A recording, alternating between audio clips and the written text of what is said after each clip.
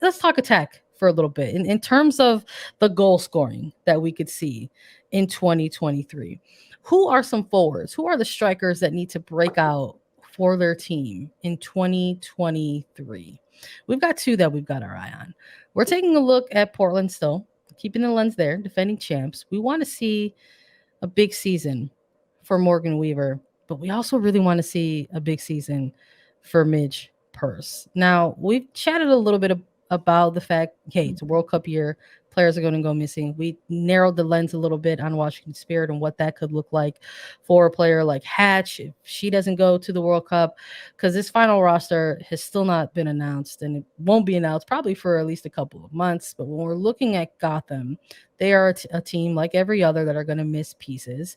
And we're looking at who is going to be absent, perhaps on the United States women's national team side of things. And while Purse has been a player that has been called into national team camps, specifically under Vlatko Andonovski's tenure as head coach, we haven't seen extended minutes for her out of these camps. Going from that New Zealand camp through She Believes Cup, the minutes got fewer and fewer and fewer.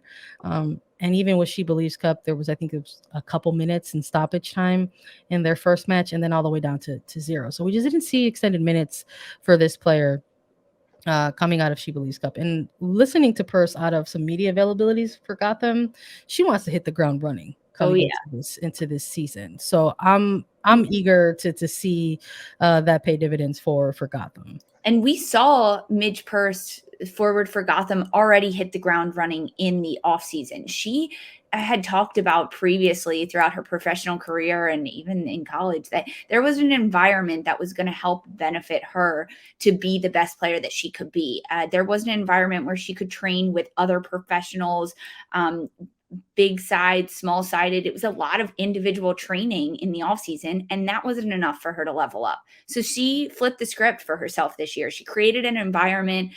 She invited other NWSL professionals down to Florida to train for a couple weeks with a trainer, live in a house together, create that preseason camp environment that she was craving in order to get better.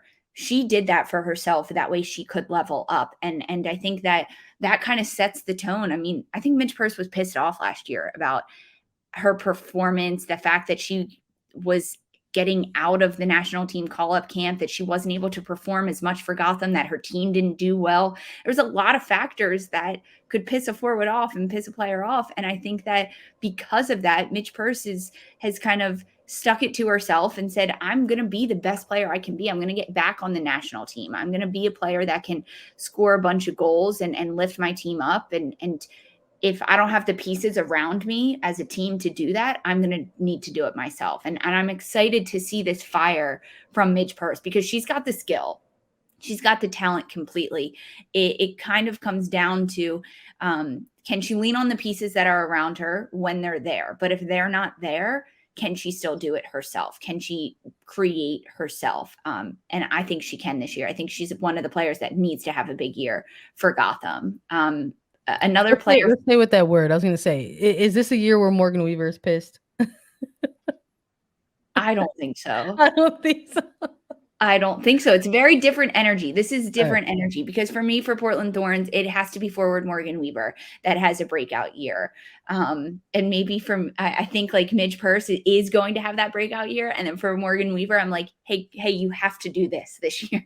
Okay. You have to step up. It's different energies for me because Morgan Weaver has contributed the best when she's playing alongside a Sophia Smith. And I think that says a lot more about Sophia Smith than it does about a Morgan Weaver. When Smith is on the field, she elevates everyone around her. And she is going to be missing for a majority of this year for Portland Thorns because of the World Cup. And Morgan Weaver needs to be one that can step up and do some things on her own, be able to create, be able to still find the back of the net. And we've seen her do it. It's just hasn't been as consistent as Portland fans want and as I want, frankly, from a Morgan Weaver. I want to see more from her this year. I think she does need to level up, and I think she can. She's a veteran to some extent in this league. She knows what it takes to win. She's coming off a great season, a positive season. Can she carry that through this year? That's what I want. All right. We'll keep an eye on it. This has been fun. I think this is just the first day of getting really excited about match week 1 for NWSL. Had some fun with some predictions, had some fun with some dark horses. You like it, I love it, but that's a wrap for us here today on A3. So thank you everybody for listening to Attacking Third. Make sure you download, follow, listen to us anywhere you get your podcasts. You can watch us too. Subscribe to us on YouTube so you can get alerts for whenever we go live at youtube.com/Attacking Third.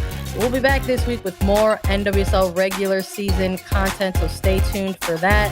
For Sandra, Herrera, and Lisa Roman, this was Attacking Third.